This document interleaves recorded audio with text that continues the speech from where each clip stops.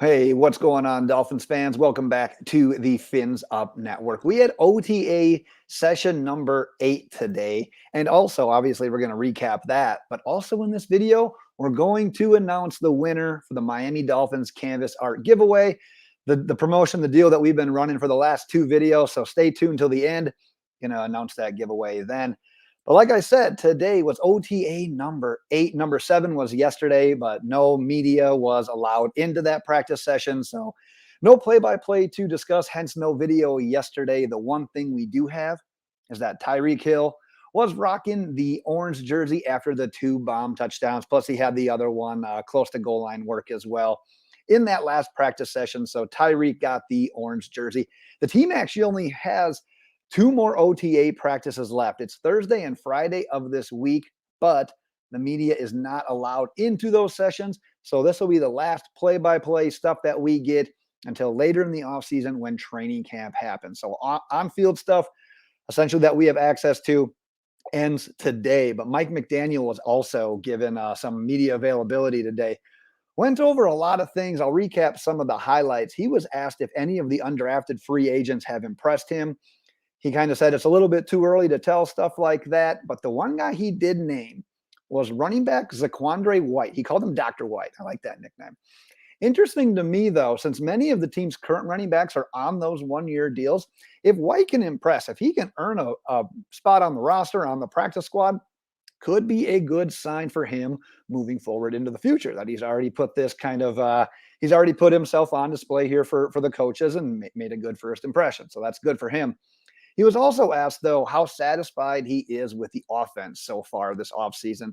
He kind of did a little bit of the coach speak here. He's happy with where they are, not concerned about touchdowns and OTAs, just wants to see the guys get better every day. Nothing earth-shattering. Like I said, a little bit of coach speak. This time of the year, that's what you want. You want your guys to stay healthy. You want to implement your offense, your defense, work out your bugs, stay healthy, get into training camp, get into preseason. So let's move on to today's on-field action. Today's OTA orange jersey wearer was Raekwon Davis for his performance, obviously, in Monday's practice. I saw the playlist. It was interesting. It had some Alicia Keys. It had some country, had a little bit of rap mixed in. So he was all over the board there with the music selection. But numerous players were out of practice today. But keep in mind, these OTAs are voluntary. They've had great attendance leading up to it. The mini camps were obviously mandatory. These ones are voluntary. So one of the beat writers even mentioned that the number of players missing in today's session resulted in sloppy performances, both offensively and defensively. The players that were out or didn't participate in drills, I mean, look at some of these names. Tyreek Hill, Xavien Howard, Mike Gesicki, Durham Smythe, Adam Shaheen, Trill Williams, Robert Jones, Terron Armstead, Cedric Wilson, Byron Jones, Alec Ingold. It comes as no surprise that there's going to be some hiccups both offensively and defensively as those things happen. But let's talk about some of the play-by-plays that were made available to everybody, because the highlight of the day was allegedly a Duke Riley pick 6 off of Tua Tagovailoa to end practice. So obviously not good for Tua and the offense, but a good play by a player on what many to believe is still the team's weakest unit on the defensive side of the ball. So we'll take a positive out of that as well. Tua did connect on a long touchdown with Cody Core on what appeared to be a busted play in coverage. Core was apparently left totally wide alone on that. Core also had a long completion from Bridgewater, allegedly 60 yards. Reports later came out that there might have been like an offsides, and some of the defenders thought the plays were blown dead. So we take it with a grain of salt. Like I said, it's only June, it's practice. But on a positive note, offensively, Tua hit Salvon Ahmed up the sideline for what would have gone for a 50-yard touchdown. And I wanted to highlight this play because we heard all offseason last year about running backs catching these passes for huge gains. And then when the regular season happened, never really transferred over. But I think we're going to see a little bit more of these designed passes to running backs with Mike McDaniel as the head coach. So it's encouraging when we see these plays, considering Miami has guys like Ahmed, like Mostert, like Chase Edmonds, that have proven that they can perform well as pass catchers.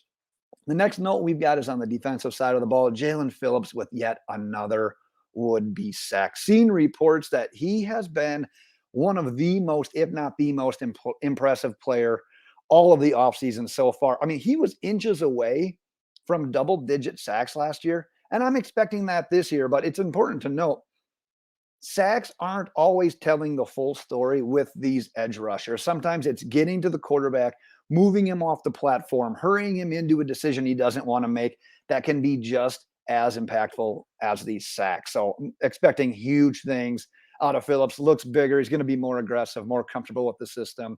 Loving that pick so far. A rookie from this year, Eric Ezukanma, finally got his name called in a report after bringing in a pass that was thrown behind him from Teddy Bridgewater. River Craycraft caught Tua's first two passes of the session. That should kind of tell you what attendance looked like if he's the one bringing in Tua's first two passes. Another rookie that was talked about today, Channing Tindall. He was the player actually in coverage on the long completion to Salvon Ahmed, so not great there. But it was also reported that he had a pass breakup early in the practice between Skylar Thompson and Ethan Carter. And finally, Jaylen Waddle gets his name included after pulling in a low throw from Tua. And Tua reportedly started 6 for 6 in the practice session before an incompletion and then the pick 6 to end the practice. So while that is today's recap, I did say that we have a winner for that drawing. So with that being said, what I did is I compiled everyone's name that entered. Thanks to everyone who did, everyone who subscribed. If you haven't yet, make sure you're subscribing. We got more giveaways. We got a lot more fun things coming up as well. But what I'm going to do is put them in a randomizer. I'm going to click it 3 times. So we have like 3 different names show up. And the last one that shows up is going to be the winner. So I'll copy all the names in there right now. And like I said, I'm going to be click the pick a random name button. We'll get the first one done here. And for a reminder, that's not the actual winner. We're going to do this 3 times. So we'll go ahead and click it again.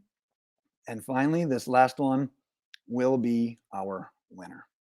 And the winner is Greg Phillips.